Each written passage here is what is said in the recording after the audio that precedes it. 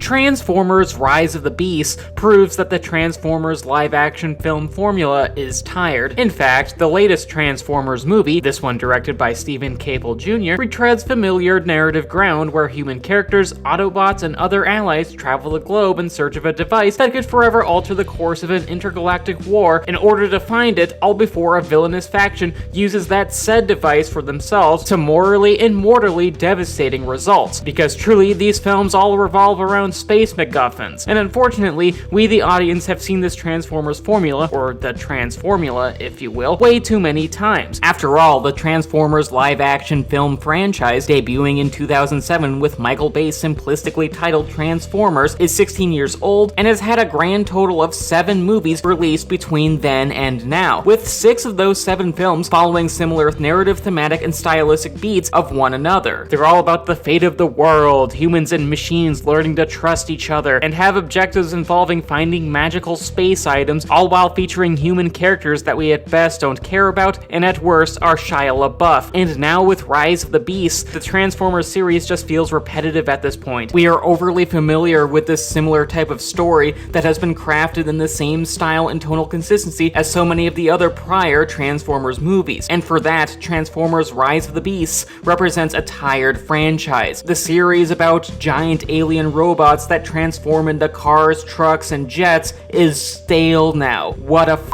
world we live in. And look, I'm not saying that the Transformers movies are works of art. Well, one of them arguably is, but we'll talk about that one shortly.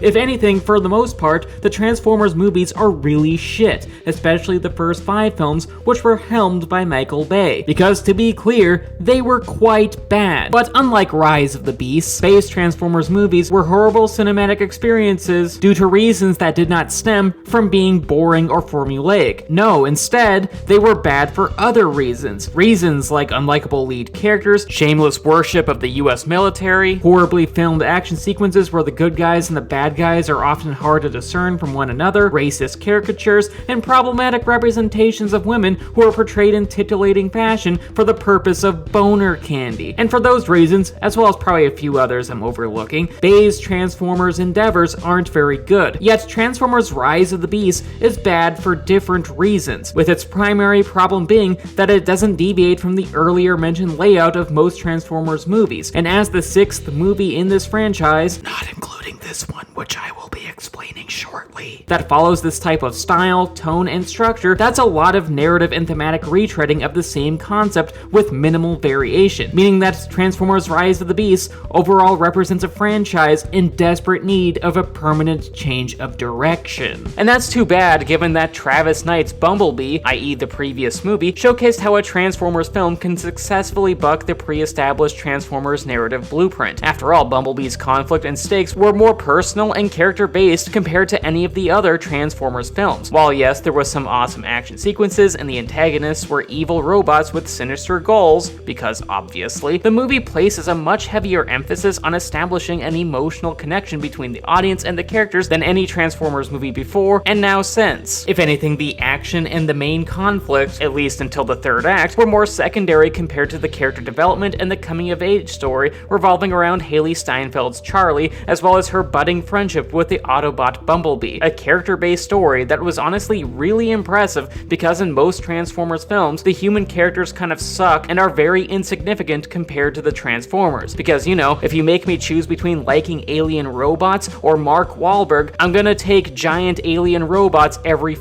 time. It's just science. But thankfully, Bumblebee crafted very likable human characters, especially its lead, and for that, more so than any of the other Transformers films, Bumblebee focused more on the bond between human and Transformer, the bond between a girl and her robot car, just as God intended, and for that, Bumblebee just worked incredibly well due to its prioritization of the human and the emotional element. And yes, I understand that some Transformers fans were upset, both because Bumblebee, compared to the other Transformers movies, lacked action, and in how those said fans just don't like things that are good. But to hell with them. They were wrong. Bumblebee rips. It was overall a refreshing take on a franchise that desperately needed one. If anything, Bumblebee spurned the traditional Transformers movie structure and was all the better for it, which is ultimately why it's sad that Transformers Rise of the Beast retreats back to the pre-established beaten narrative path that was already made tired by all the other Transformers films. While yes, Rise of the Beast has some solidly constructed action sequences, and the human leads in Anthony Ramos' Noah Diaz and Dominique Fishback's Elena Wallace are much more likable than the protagonists in Michael Bay's Transformers outings, and are in and of themselves good positive racial representation in these movies, which was something that Bay's Transformers films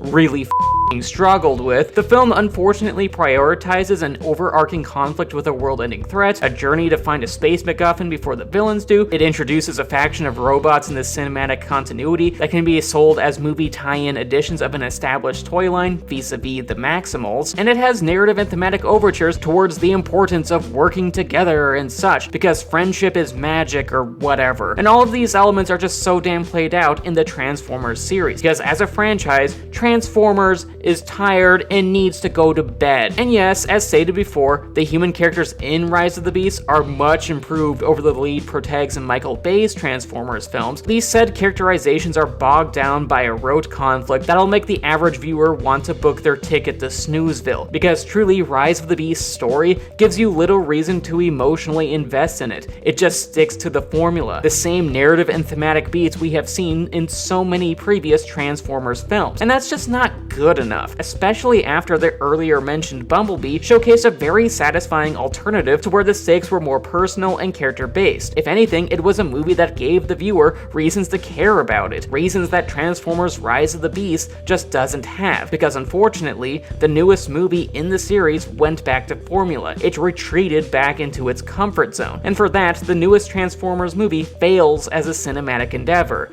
Rise of the Beast just falls flat.